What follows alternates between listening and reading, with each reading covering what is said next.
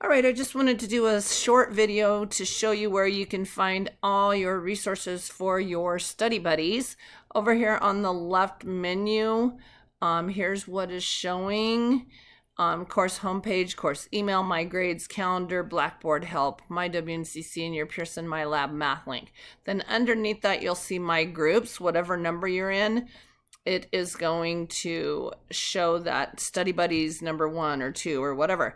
And then you can see there's collaborate, file exchange, group blog, group discussion board, group journal, group task, group wiki, send an email, group homepage. You can make a banner if you really wanted to get fancy. So if I click on file exchange, for example, I could take pictures of my review, my work, and add it as a file there. Now, when I click on this right arrow, it does show my group members. I added myself to this group just so I could show you guys. And again, it also has those tools right there. You could start a group discussion board if you wanted to.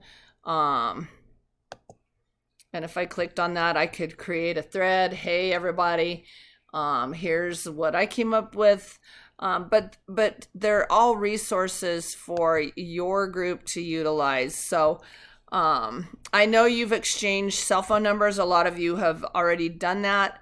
But this may be an easier way for you to do the file, like uploading your pictures and sharing your work as you agree on, Give me a number, I'll wire. You get the gist. On the answers that you're going to submit. Remember, everybody in the group has to submit the same work and the same answers. And so you guys need to figure out how you're going to do that. Again, this is for extra credit. And if you have any questions about anything, please let me know. Thank you.